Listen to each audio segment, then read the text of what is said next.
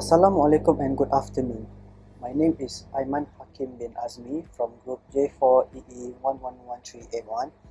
So today I am going to share with you the method I use to solve a question involving DC analysis of FAT. So the question given to me was to solve a question about a DC analysis circuit shown in figure Q1. So first of all, we need to determine which type of FET used in the circuit. So from what I learned, the type of FET used is D-MOSFET. How to differentiate whether it is a D-MOSFET or E-MOSFET, you can check through the line here. If it is a E-MOSFET, it will be a dotted line.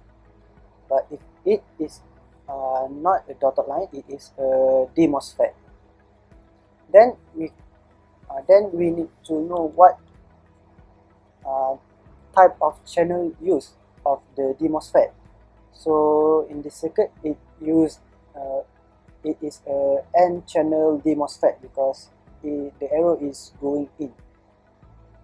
Alright, so after that, we need to write whatever the information given in the question, like the IDSS value, which is 6 milliampere, the voltage, the VP, negative 3 volt, and the formula given for ID. So moving on to the question, actually the first and second question can be obtained by sketching a graph. Now I am going to show you the method I use in order to sketch the graph. So first of all, we need to construct a transfer curve table. So the purpose of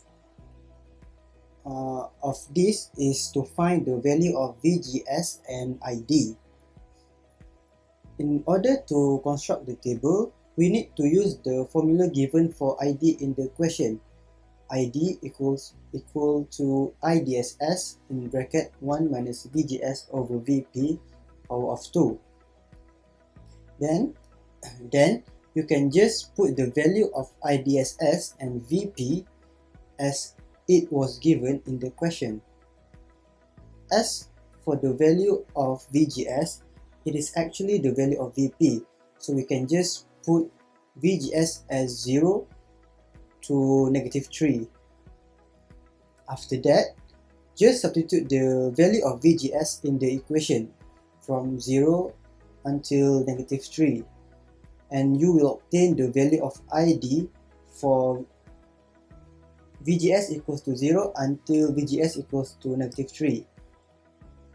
Next, we can sketch a transfer curve by using the data obtained in the table. So this is my transfer curve graph, like this. For step 3, we will need to use KVL in order to obtain an equation that consists of VGS and ID. So looking at the circuit given in the question, you need to remember that during DC analysis, the capacitor will be open circuited.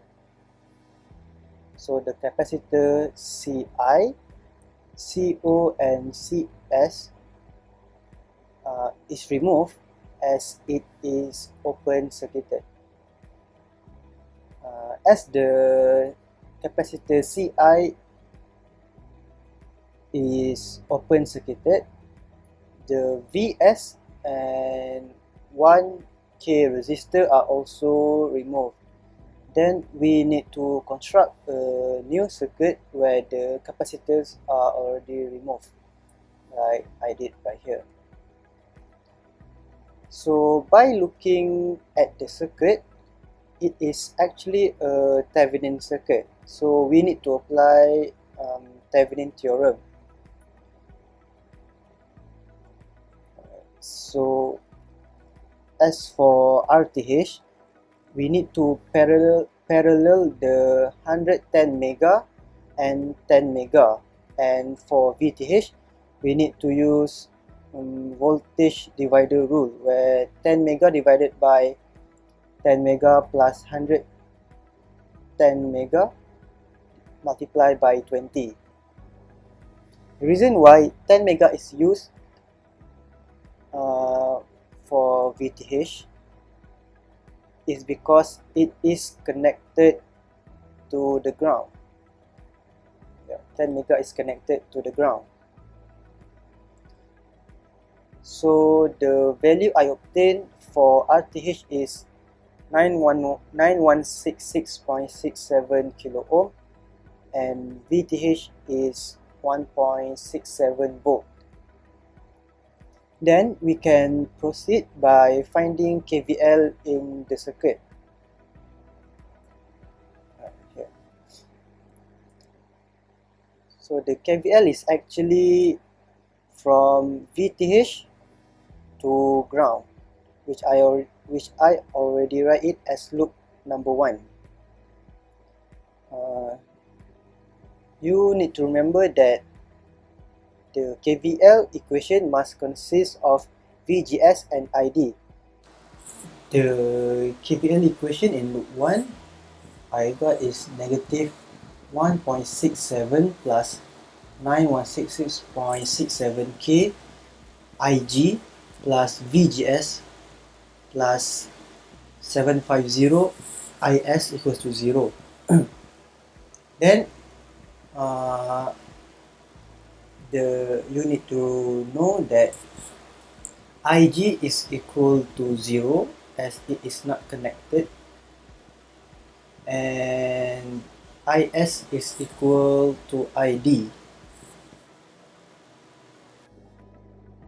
So the equation I obtained was VGS equal to 1.67 minus 750 ID. For step number 4, we can construct a linear graph table based on the equation in step number 3. For VGS, for ID, you can actually pick any value and it needs to be at least 3 or 4 points. After that, substitute the value of ID in the equation and you will obtain the value of VGS. For step number 5, you can sketch the linear graph based on the value obtained in the linear graph table. So this is my linear graph right here. Then step number 6, find an intersection between transfer curve and linear graph. The intersection between the two graph is to determine the value of IDQ and VGSQ.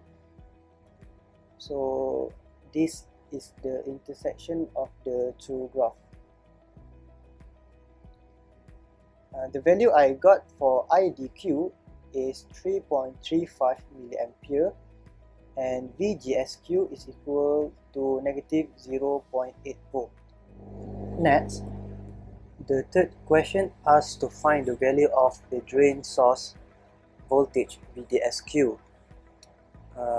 Actually, there are two methods to find VDSQ, where you can find VDSQ directly by using KVL, or the other method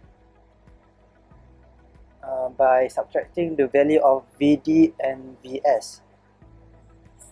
I prefer to use the first method, where the value of VDSQ can be obtained directly by using KVL. Okay, so looking back to the circuit, the KVL will be from 20 volt to ground, where I already write it as loop KVL at loop number 2.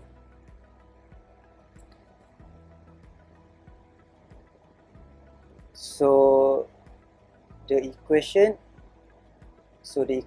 is negative 20 plus 1.8 KID plus VDS plus 750 IS equals to 0. Same as the KVL in the first loop, IS is equal to ID. So the final equation I obtained is VDS equal to 20 minus 1.8 KID minus 750 ID.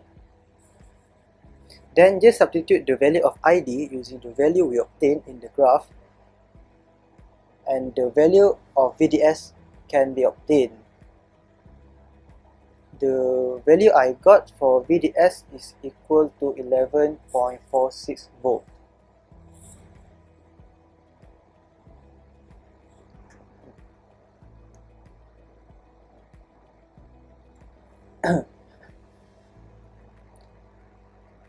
For the last question, it asks to find the terminal voltage Vs and Vd. So in order to find Vs and Vd, we need to add the voltage terminal Vd at the terminal D and voltage terminal Vs at terminal S. And we need to apply KVL at each loop. So for Vd, I write it as KVL loop number 1 and Vs as loop number 2. So the equation for KVL at loop number 1 for Vd is negative 20 plus 1.8 KID plus Vd equals to 0. Then just make Vd as the subject and you can get the final equation is Vd equals to 20 minus 1.8 KID, and you can just substitute the value of ID we already obtained in the graph, and the final answer will be Vd equal to 13.97 volt. Same with Vs, just apply KVL at loop number 2. The equation is negative Vs plus 750 Is equals to 0. And yeah, Is is equal to ID, same like the question number 3. So the final equation is Vs equal to 750 ID, and just substitute the value of ID, you can get Vs is equal to 2.513 volt. So that's all from me. I hope you guys can understand what I already shared with you in this video. Hope to see you soon. Thank you.